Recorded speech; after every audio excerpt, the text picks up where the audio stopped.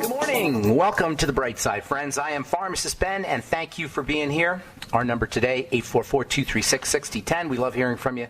If you have questions, comments, success stories you'd like to share, if you just want to contribute to the conversation, 844-236-6010 is our number. We can help you if you're dealing with a health challenge, or you know someone, or you have a loved one who's dealing with a health challenge.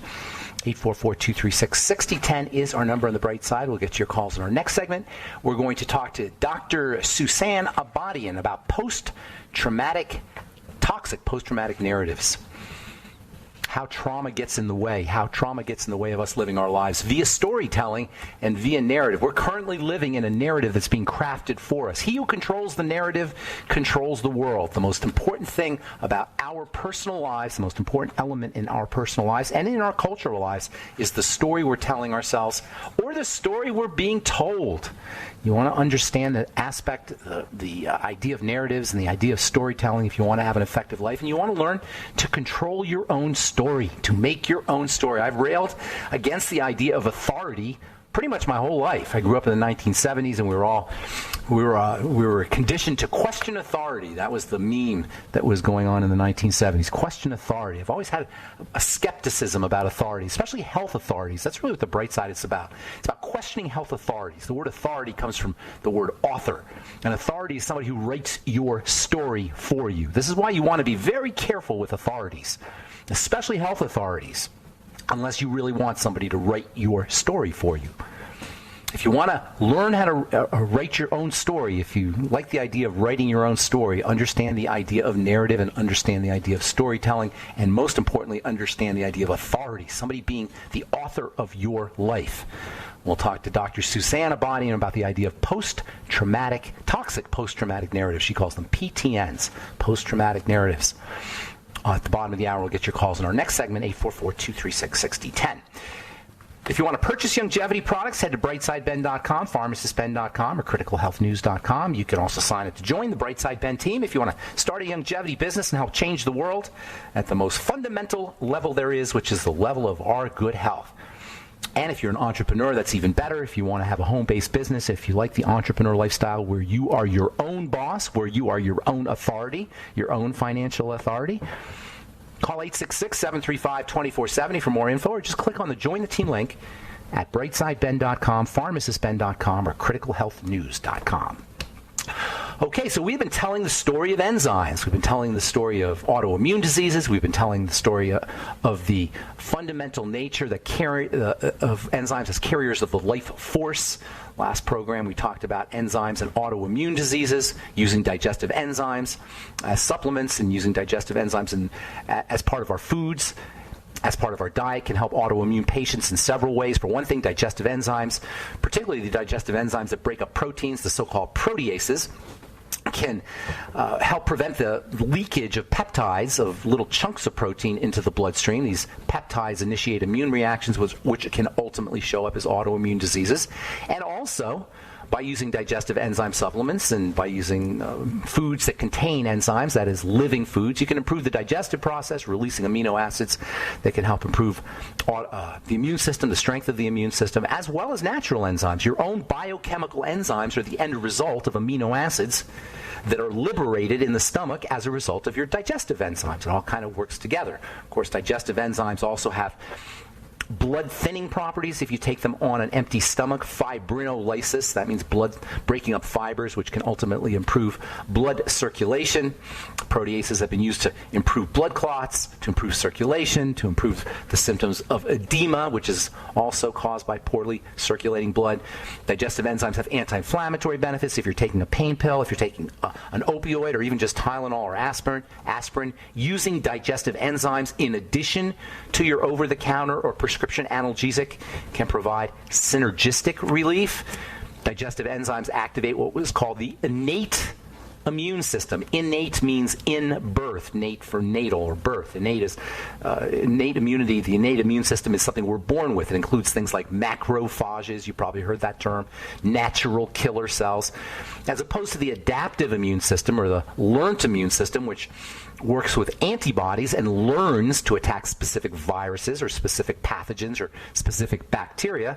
Macrophages and natural killer cells, which we're born with, they don't have to learn anything. They just are general detoxifiers. They eliminate toxins. They eliminate debris. If you get if you get a splinter, it's the innate immune system that will attack or remove the splinter. If you get a fungal infection or even a bacterial or viral infection, the first part of the immune system that kicks in is this innate immune system. The innate immune system is activated by digestive enzymes. Digestive enzymes have also been researched as anti-cancer supplements to support something called tumor necrosis factor, or TNF. Dr. John Beard, who's a Scottish physician who wrote pretty extensively about using digestive enzymes for treating cancer in the early 1900s, and then his work was carried on by Dr. Nicholas Gonzalez, who recently passed away, actually a couple years ago, I think, or maybe a year ago he died. And both Dr. Gonzalez and Dr. Beard were big on using pancreatic enzymes for treating cancers. The pancreas is the source, is where most of the enzymes in our body are made, by the way. That's why pancreatic cancer is the most significant and the most deadly of all cancers, maybe aside from melanoma. Melanoma and pancreatic cancer are probably the two most deadly cancers. The pancreas contains, it manufactures enzymes, it contains enzymes, which, by the way, we all think of the pancreas as the gland that makes insulin. And if you're diabetic, you probably are aware of your pancreas. But did you know if your pancreas is stressed out from too much sugar, you're going to also have a problem. It's also likely that you'll have a problem making enzymes, which is one of the issues that folks have when they're diabetic or insulin resistant. So digestive enzymes have been researched for their anti-cancer properties. They support tumor necrosis factor as well as interleukins, which are also part of the innate immune system. Digestive enzymes are spectacular. This is why they've been used in Europe to treat various diseases for almost 60 years. Get the book Enzymes, the Fountain of Life by doctors D.A. Lopez, R.M. Williams, and K. Mielecki, M-I-E-H-L-K-E, I think you say his name. And it's a really neat little book. It's about 300 pages. It's really a small book, like a pocket paperback, but it's packed with information about how you can use digestive enzymes and enzymes in general for treating diseases. You can think of digestive enzymes as the manifestation, the biochemical manifestation of the life force. It's enzymes that turn dead food into living food. It's enzymes which turn dead food into living human beings, living bodies, living animals. Think about it. How do the foods we eat, which are no longer living for the most part, we very rarely eat living food, how does the foods we eat, which are not living, become animated bodies that have life in them? How do they do it? Enzymes. It's enzymes that carry this life force. All right, I'm Pharmacist Ben. We'll be back on the bright side right after this. 844-236-6010 is our number.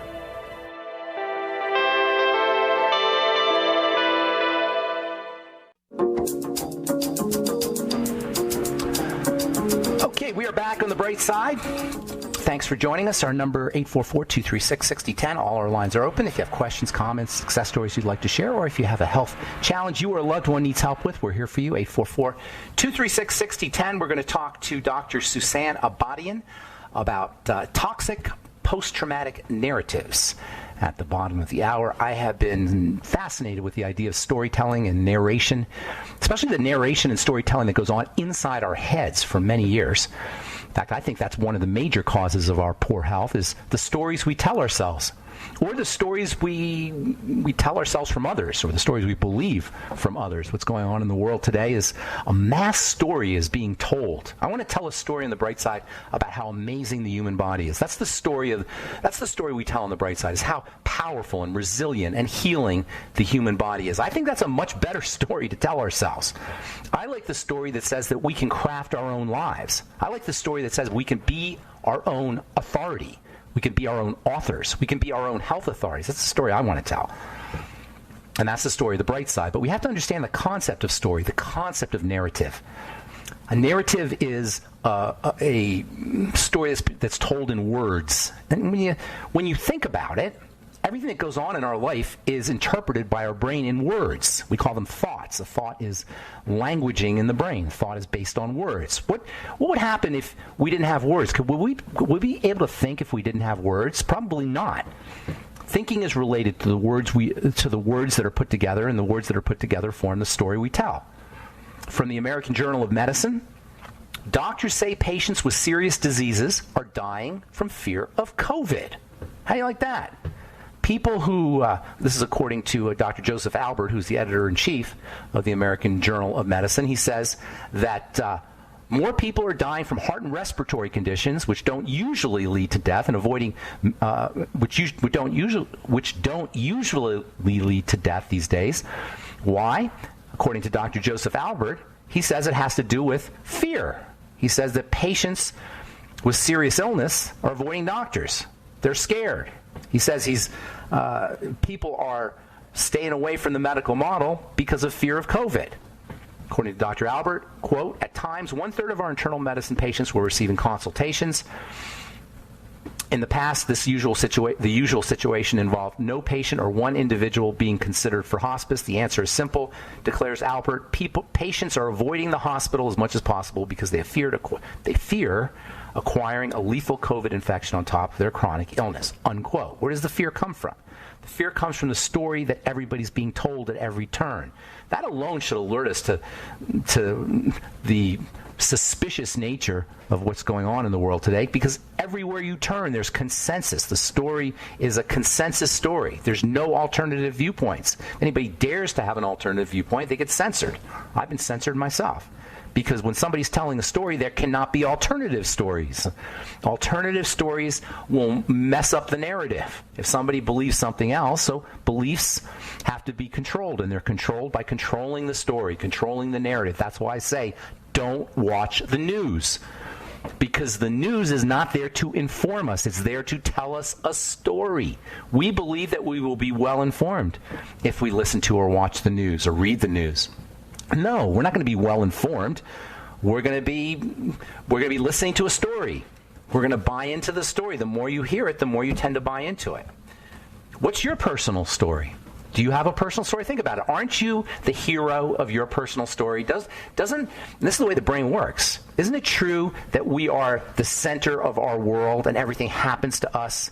Think about how your life shows up. Isn't it like a story where you're the hero and everybody else is against you? Sartre, the famous philosopher from France, he said, hell is other people. And that's kind of an example of how the brain works. It sees us as the protagonist living in a world where everybody's kind of against us, and we have to make our way through that world. That's how we live our lives. Of course we're going to be scared. Of course we're going to be sympathetically activated. Of course life is going to be difficult. Of course we're going to be depressed and anxious and have problems sleeping, because we see ourselves as the hero or the star or the protagonist of a movie where everything is pitted against us, and we have to slash our way through the jungle with kind of like with a machete to try to survive. That's no way to live a life. How about if we make a better story? How about if we create a story where we're the hero of the story and we're a Superman? We're a superhero. And we can conquer our enemies with ease. Our enemies being metaphorical, of course. It's all about story. Anyway, we're going to talk to Dr. Susan Abadian at the bottom of the hour about toxic post-traumatic narratives, and we'll get your calls here for the next couple minutes if we have calls. All right, so we've been hearing a lot about nutritional supplementation for dealing with COVID.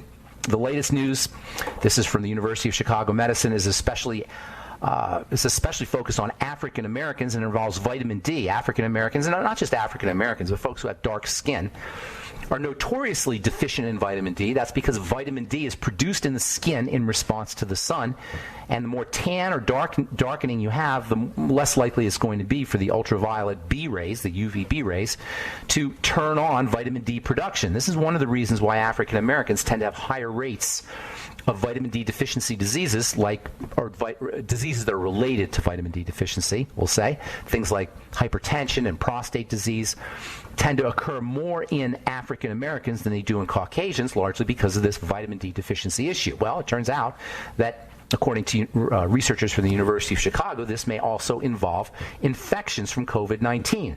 According to a study, around 80% of COVID-19 patients, 80% of COVID-19 patients have vitamin D deficiency. Dr. David Meltzer, author of the study, says, quote, "These new results tell us that having vitamin D levels above those normally considered sufficient is associated with a decreased risk of testing positive for COVID-19, at least in black individuals. This is a study of 3,000 patients in Chicago where they had their vitamin D levels measured. And what they found was that if you had a vitamin C deficiency, you had a much higher chance of testing positive for COVID. Now, people want to supplement with vitamin D, and that's, not necessarily a bad thing, but that's not the best way to get your vitamin D. The best way to get your vitamin D is from the sun, even if you have dark skin, even if you're an African American, although you probably would be wise to supplement or at least eat vitamin D containing foods like fish, fish liver, fish skin, chicken skins. Vitamin D tends to accumulate in the skin of animals. So if you're eating fish to get your vitamin D, get it from the liver or from the skin, or you can always supplement with vitamin D. But by far, the best way to get your vitamin D, which, by the way, is a form of cholesterol. So if you're on a statin drug, you may want to be extra careful about getting your vitamin D, either from diet or supplements or from the sun. In any case, if you're concerned about COVID, vitamin D, supplementing with vitamin D or getting vitamin D from the sun is probably a good idea. In fact, if you're concerned about getting any viral infections, your main strategy is not wearing a mask or hiding in your home.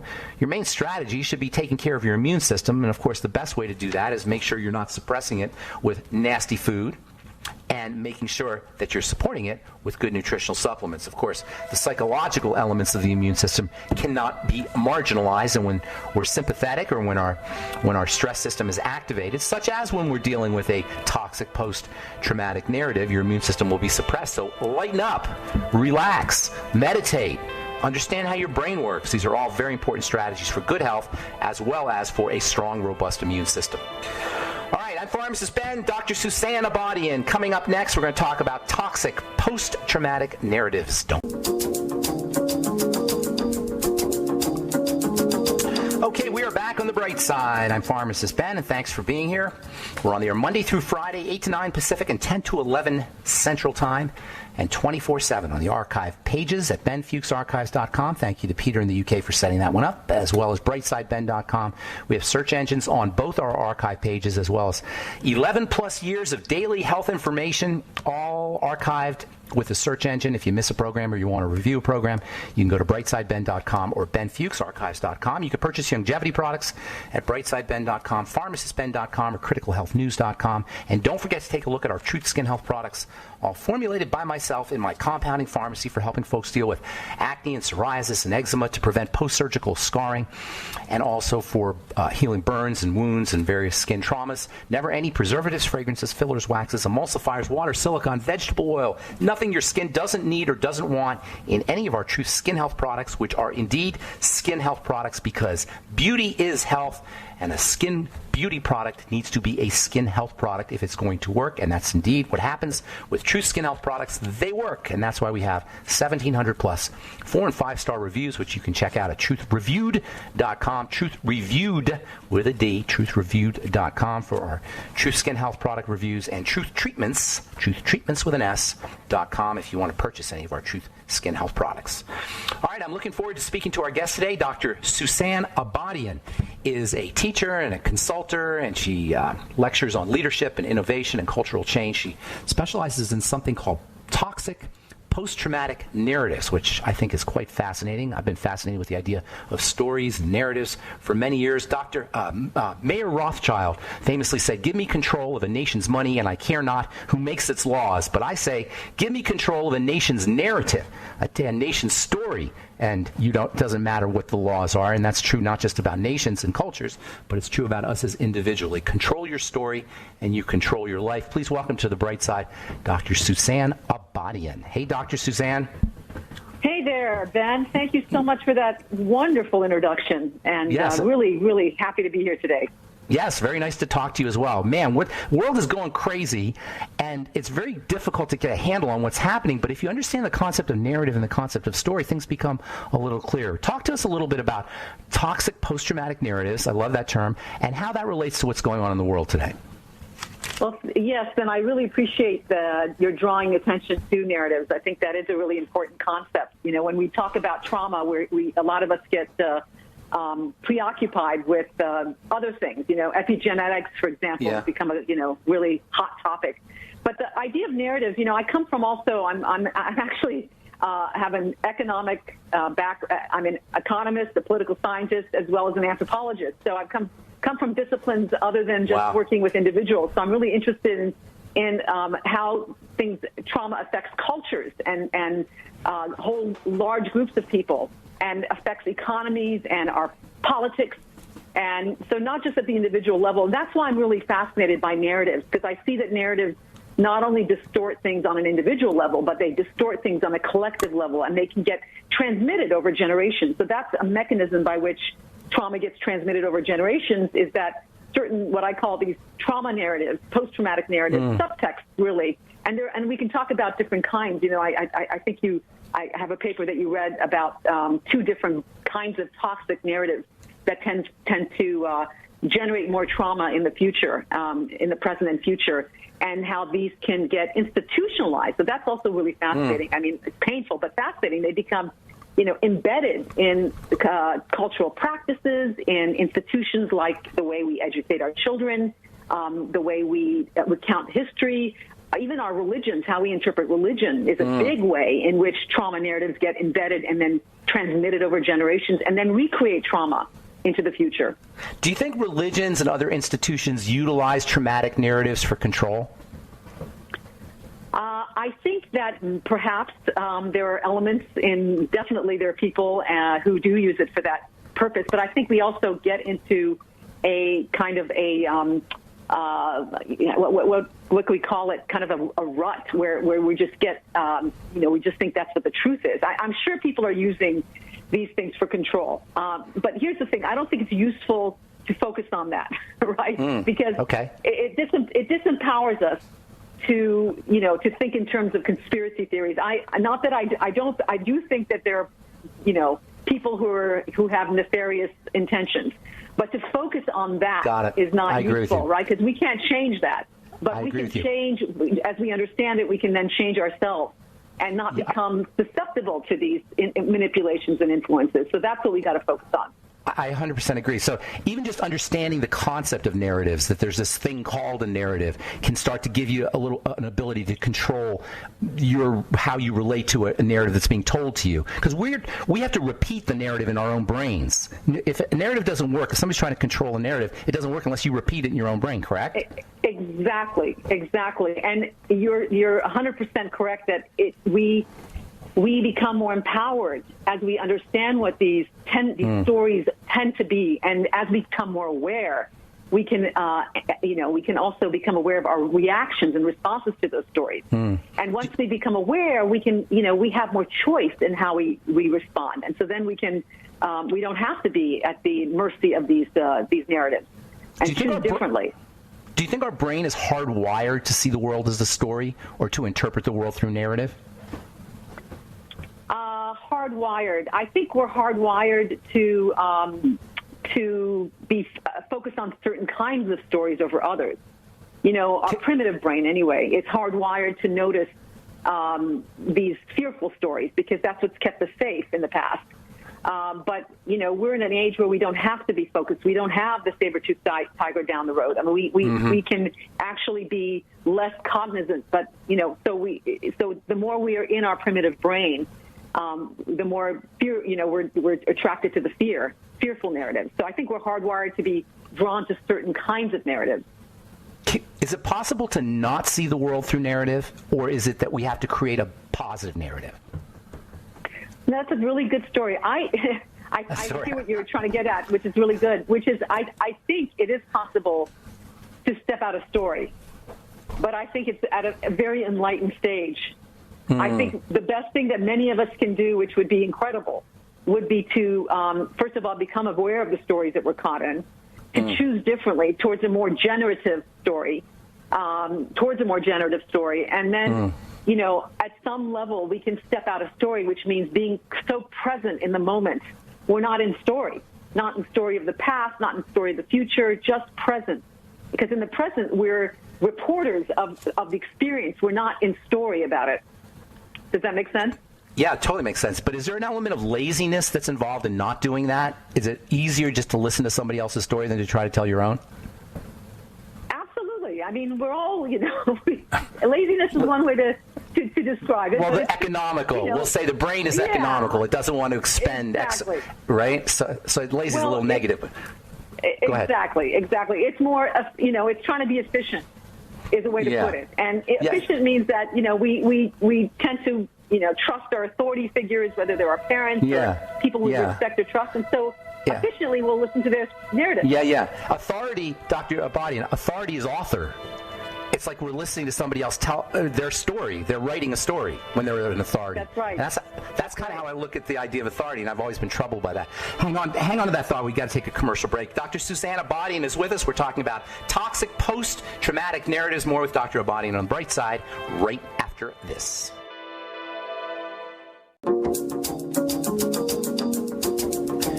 All right, we're back on the Bright Side. I'm Pharmacist Ben. We're talking to Dr. Susan Abadian about trauma and story and narrative. And I want to talk a little bit, Dr. Abadian, about the relationship between individual trauma and cultural trauma and how that shows up in how we live our lives in a disempowering way and what we can do about it to empower ourselves. Well, in collective trauma, there's a lot of different kinds of even collective trauma. But so you can have individuals who are traumatized by an event or an experience, or they may be chronically traumatized, like in childhood, by neglect or abuse. So even at the individual level, there are different kinds of traumas. There's short-term, there's long-term chronic. They have different impact influences. And on the collective level, you can also have collective traumas that are one-time events like a natural disaster, or you can have chronic, long-term generational trauma. You can have war. You can have colonization, like Native Americans, the kinds of traumas they experience. It's quite different than kind of a tsunami hitting a community, right? So there are different kinds of traumas. Now, this whole issue of narratives that I came up with was really looking at both at the individual and the collective level, that on an individual level, when you've had trauma, and especially if the trauma has been longer lasting, people can come out of those experiences with growth. So, there's a concept of post-traumatic growth. Not all traumas have horrific outcomes in the end. You can also, you may have experienced loss forever, but you can also grow from it. So there's post-traumatic growth. You can have generative narratives that come out of trauma. So the traumas that are not healed or not resolved in a positive fashion, those are what the outcomes of those are what I term the toxic post-traumatic narratives.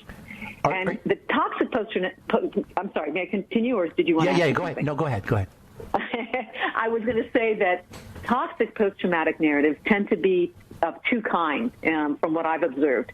The way I've distinguished them, they tend to be a disempowered variety, and this is what we mostly associate with trauma. We tend to associate trauma with disempowerment, with, for example, the narratives, reflect the sense of being seriously flawed, damaged, unloved, unlovable, unworthy, alone, isolated, lacking in support, helpless, unsafe. So those are the disempowered toxic narratives, post-traumatic narratives. But there's another variety of toxic post-traumatic narratives that we don't tend to focus on, and those are what I call falsely empowered post-traumatic narratives. And those are also an outcome of trauma. And those are grandiose, entitled, irresponsible, blaming, preoccupied with settling scores, getting revenge. They're condemning of others, judgmental, disdainful, righteously indignant. So that there's a whole second category, not just the disempowered, but the falsely empowered toxic post-traumatic narratives. Thing is that, sorry, go ahead. No, I'm sorry. I want to hear Jeff say. No, I was going to say that the thing is these narratives on so for example, let me give you an example. A child who is a little boy who might be being beaten as a child by his father is being communicated. Two messages are being communicated to that child at the same time. One is, of course, that you're a child and I can do whatever I want with you, and but. So it's a disempowered narrative that's being transmitted. But also there's a falsely empowered narrative being transmitted at the same time, basically. And by the way, when you get to be a grown man like me, you too can do the same thing to other people. So that's how it's transmitted on an individual level through generations.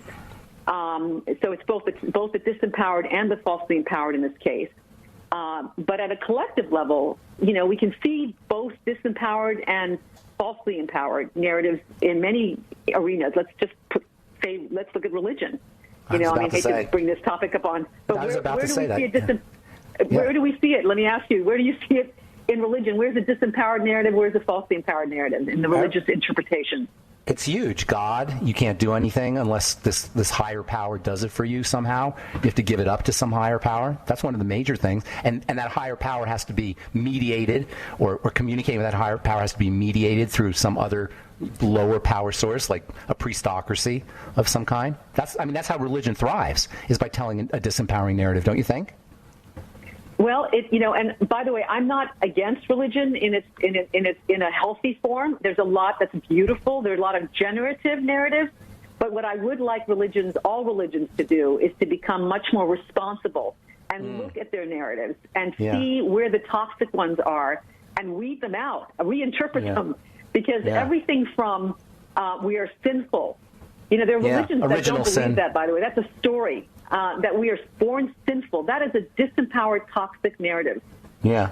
Or that we have to. We're helpless and requires saving. That's right. Another disempowered level, right? And a falsely empowered narrative would be that there's one way to God, and we have the one best or last or only or one true path to the divine. That is a falsely empowered narrative. This triumphalist notion. So anyway, these are, for example, two forms of toxic narratives. I see that as a distinction between spirituality and religion. People always say, you hear them say, "I'm spiritual, I'm not religious." But what I hear them saying is that they're not telling themselves a disempowering story about the mystery, if you will, about the numinous. If you're not telling yourself a disempowering story, you're spiritual. If you're telling yourself a disempowering story, you're religious.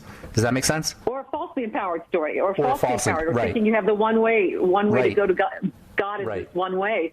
Yeah, that is one way to say it. But there are a lot of, I think there are religious people who aren't fundamentalists, meaning that they don't think that the word written in the Bible, which I think or any of these religions, which has again beauty in them, but they don't see the word as they see the essence, basically the beauty. Then they're spiritual, not religious. Then they're spiritual, not religious. They might consider themselves religious. I don't want to. I don't think it's necessary. I've seen many beautiful religious people who reinterpret.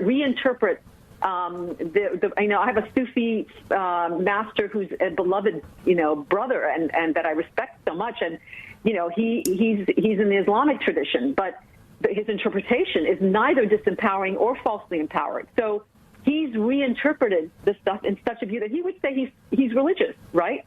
So there are religious folk who aren't fundamentalists, who don't think this one interpretation is the only interpretation of their faith.